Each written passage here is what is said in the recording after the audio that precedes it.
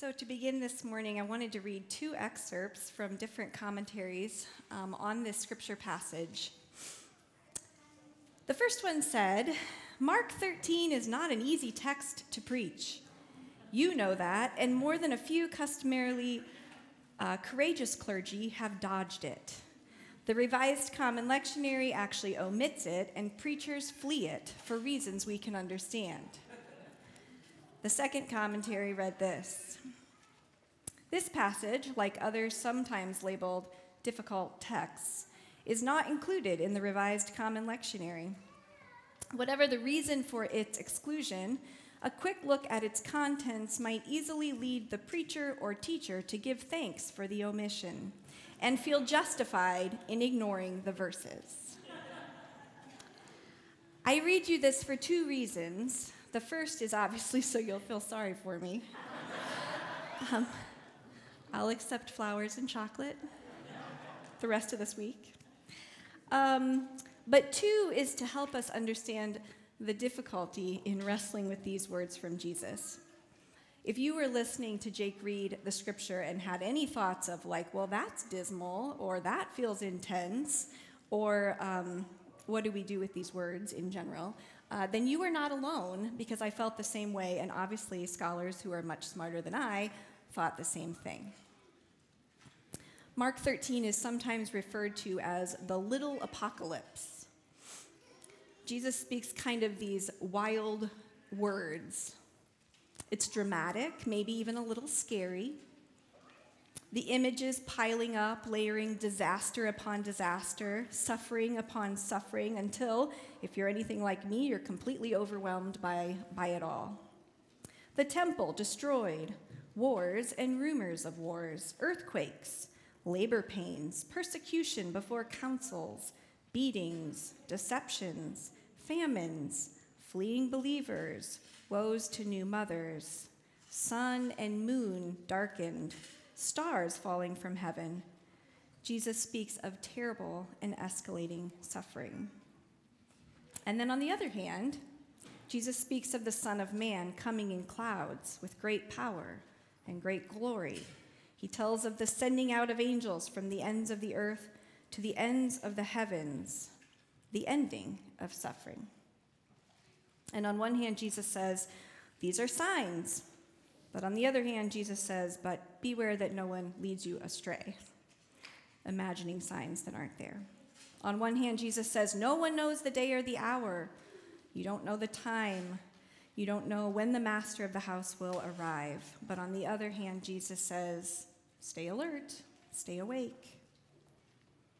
Generally, when I study a scripture and I read commentaries, I'm looking for answers. And I want to bring you answers. I want to bring you a glimpse into the character of God or make sense of our world. But this scripture feels more confusing than clear and offers us more imagery than definitions. The passage is so much about the already and the not yet, the knowing but the not knowing, the things to come but the staying awake to the now, the immense suffering but also the hope. And so all I could think about this week was the number of tensions that this scripture holds. And tension isn't always fun. I think about tension in relationships or tension in conversations, tension headaches. My YouTube yoga instructor always reminds me that I need to soften the skin of my face, and I realize every time she says it that I'm clenching my jaw, and I have lots of tension in my face. So it's not always fun. And yet, my favorite word in the past number of years has been the word and. This idea that two things that feel opposite can be true at the same time. I just reminded Amelia of this last week at the closing of the Kids Community Theater show, that we can be relieved this thing that was amazing is over because it took a lot of work, and we can also be really sad that it's over because now we don't get to do the fun, exciting thing. Sometimes we feel it with the death of a loved one who's suffered a lot through maybe a cancer journey. We have the grief and also maybe the relief of the end of suffering. So this word "and" that holds these things together. And also, I thought this is maybe how the passage can relate to our life right now. I do think we live in the tension of suffering and hope each day. And I also thought that maybe God is all about living in the tension. In some ways, God literally created it, the tension of light and dark, sea and sky, taking us all the way back to the creation story. And so today I'm inviting us to enter into this tension. It is Lent, after all. And while it's not generally a comfortable place to be, it is our reality. So welcome to the tension. Get comfortable. Soften the skin of your face. We're going to attempt to hold these things together. And when a commentary literally tells the preacher that the scripture's too hard, what you do is you invite the congregation to help you preach the sermon, which is what I'm going to do today. Did you all just get really nervous when I said that? First, a story. This is not my own story. But the writer writes, "From a very young age, I've known that the point of any hike was to get to the destination. Whenever we went hiking, I, the second born among 4 boys, competed with my brothers to see who could take the lead and hold it. Dad would keep up with us to be sure we followed the trail and didn't get hurt. We hiked through forest lands in the Pacific Northwest where we grew up. We scrambled up trails, making all kinds of noise, trying to hold each other back, and chiding younger brothers for not keeping up with those of us who were older and stronger. When we got to the end of the trail, we would collapse and wait. And we would wait and wait. Because it was a rule that we could not eat our snacks or lunch until Mom joined us. And the problem was that Mom was slow. We would end up complaining to Dad about having to wait, but we knew the rule. We always ate together as a family. So eventually, to our relief, Mom would show up. She'd made her way steadily up the trail, and we would sit down together and eat. While eating, the conversation always ended the same way. At some point, Mom would look at us and ask, 'Did you boys see the marmot?'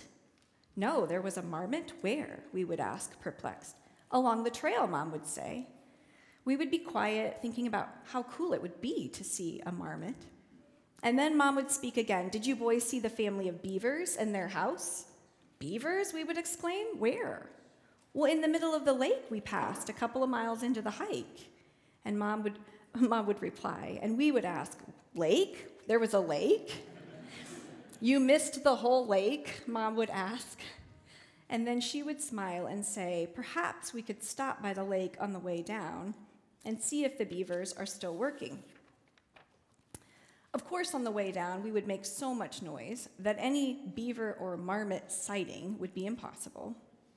Disappointed, we never doubted that our mother had seen those things. We just wondered why it was that time and time again, we could never see those things.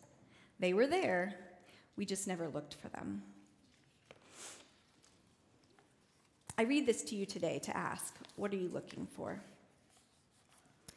I believe our call to stay awake and alert is twofold: a calling to stay awake to pain and suffering, and a call to stay awake to hope. And this is how you're going to help me preach today. I'm going to invite us today to look for both pain and for hope. And I want to start first with suffering, pain and suffering. Our individual suffering, communal suffering, the suffering of others near and far. This is the stuff that Jesus names first in this passage. Things like destruction, wars, natural disasters, birth pain. We don't want to name these birthing pains or pain and suffering as a way of pinpointing the exact time of the coming of God's reign, because that's not the point. And many, many people have tried to do that, and they've all been wrong. P.S. But we also don't want to ignore the birth pains or the pain and suffering. Ignoring the pain and suffering almost feels like resisting participation in the kingdom or giving up hope that what God promises is real and concrete. The purpose of the watching and the waiting and observing is not to figure it all out or know the answers, know the timeline, or even to know why terrible things happen, but rather to experience and be changed and transformed by something beyond ourselves that we can neither understand nor manage.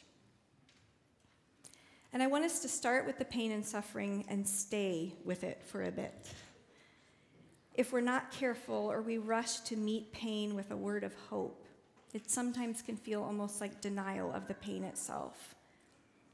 So right now, in this moment, we don't need to pretty up the situation.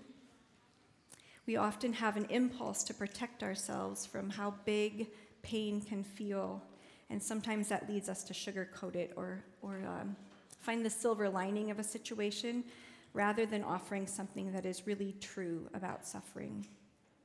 And I don't want to do that this morning. So we're going to take our time. Sometimes I wonder if the darkness is actually calling for our attention, and that perhaps we shouldn't be quite so quick to turn on the lights to remove the darkness. So I'm going to literally give you some time to think about pain and suffering, and I want you to name those things in your head. If you're willing, in a few minutes, you'll get the opportunity to say them out loud too. But for now, just think. Kids, you can participate in this as well. And to be clear, this can be anything. There are no rules. This is not the pain Olympics, not the suffering Olympics. So it can be the death of a loved one. It can be a war that you want to name, or it can be, I don't even know, a paper cut that you got on Tuesday that still hasn't healed. Literally anything counts, okay? Just sit and bring to mind the pain and suffering present in your life or in the world today.